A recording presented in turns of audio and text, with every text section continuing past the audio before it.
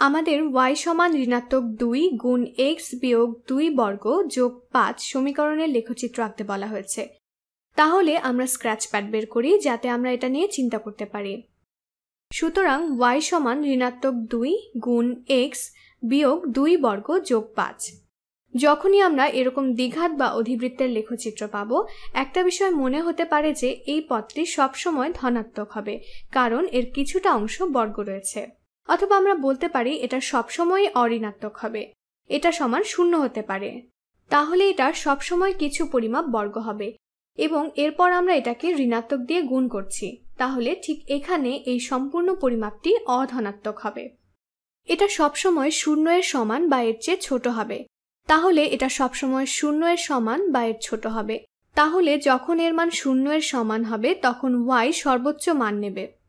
তাহলে y এর সর্বোচ্চ মান হবে 5 এ। y এর সর্বোচ্চ মান হলো 5 এবং এটা কখন হবে? আচ্ছা, যখন এই সম্পূর্ণটা 0 হবে তখন y সমান 5 হবে। এবং কখন এই সম্পূর্ণটা সমান 0 হবে?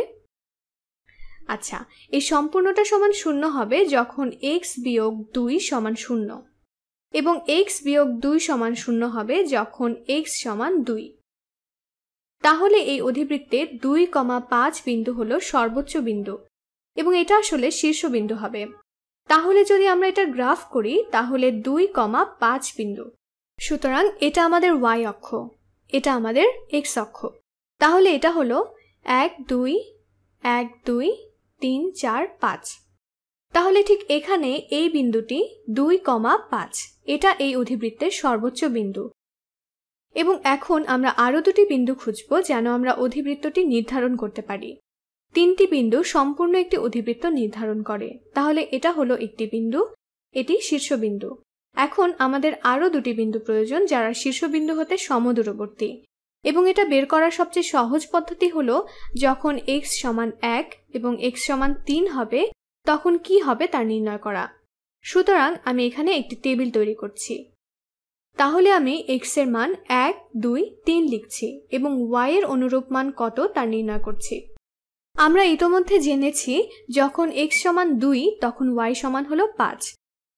যখন x সমান 1 তখন 1 বিয়োগ 2 হলো ঋণাত্মক 1, বর্গ হলো শুধু 1। তাহলে এটা হবে ঋণাত্মক 2 যোগ 5, তাহলে এটা হবে 3।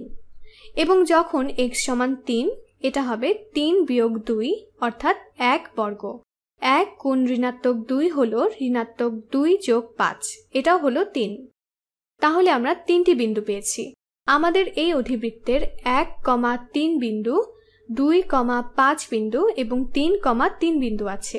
তাহলে আমরা অনুশীলনে ফিরে যাই এবং ওই 3টি বিন্দু স্থাপন করি।